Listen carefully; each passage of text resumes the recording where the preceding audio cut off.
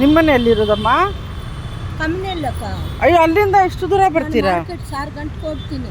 ಹಾಂ, ಐಟ್ ಮಾಡ್ಕೊಂಡು ಆಟೋಲ್ಲ ಬರ್ತೀವಿ. ಗಾಡಿ ಒಳಗಡೆ ಇಡ್ತೀನಿ. ಎಷ್ಟು ದುಡಿತೀರಮ್ಮ ಇದರಲ್ಲಿ? ಏನೋ ದೇವ್ರು ಕೊಟ್ಟಿದ್ದಕ್ಕ. ಎಷ್ಟೋ ಬೇಕು ಭಾಜಿ. ಮನೆಯಲ್ಲಿ ಯಾರು ಕೊಡ್ತಾರಕ್ಕ? ಹೌದು ಹೌದು ಹೌದು. ಕೆಳಗಡೆ ಬಿಟ್ಬಿಟ್ಟಿದೆ ಅಲ್ಲಮ್ಮ ಇದು. ನಿಚ್ಚೆ ಗಿರ್ಗಯ ನಮ್ಮ ಅಮ್ಮ ತಲುಪಿಟ್ಟು ಹೋಗವಳೆ. ನಾನಿದು ಊರಿನ ತಗೊಂಡ್ ಬಂದೆ. ಹಾಂ, ಊರಿಗೆ ಹೋಗಿದ್ದೆ. ಹೌದು ಮರ ಮರ ಮರ ಹಾಕ. ಯಾವ ಊರಮ್ಮ? ಮಂಡ್ಯ.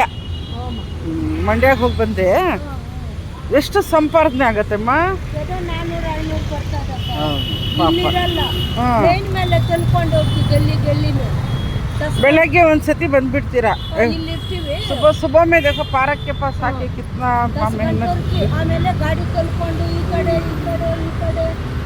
500 rupees ಸಿಕ್ಕತ್ತೆ. ಸಿಕ್ಕತ್ತಕ್ಕ. 400-500 ದೇವ್ರು ಕೊಡ್ತಾರಕ್ಕ. ಮನೆಯಲ್ಲಿ ಯಾರು ಕೊಡ್ತಾರೆ? ಯಾರು ಕೊಡೋಕ್ಕಿಲ್ಲ. ಸರಿಯಾಗಿ ನೋಡಲ್ಲ. ಯಾಕಿರ್ಬೇಕಕ್ಕ? ನಿಮ್ಗೆ ಹಿಂದಿ ಬರತ್ತಾ? ಬರಲ್ಲಕ್ಕ. आपके बहू लोग सब ऐसे ही हैं. ಅಷ್ಟೇ ಅಕ್ಕ. हर घर की कहानी हो गई है. ಹೌದಮ್ಮ, ಹೌದು. पहले के जमाने में सास. ಎಷ್ಟು ಕಷ್ಟ ಇದೆ ಅಕ್ಕ.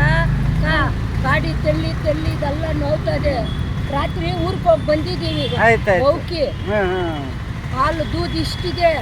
ಒಂದು ಗ್ಲಾಸ್ ಮಾಡ್ಕೊಂಬಂದು ಕೊಟ್ಟಿಲ್ಲ. ಕೊಡೋಕ್ಕಿಲ್ಲ. ಅವ್ರಿಗೇನು ಕಷ್ಟ ಆ ಥರ. ಅದೇ ನಾವಿರೋದು ಕಷ್ಟ.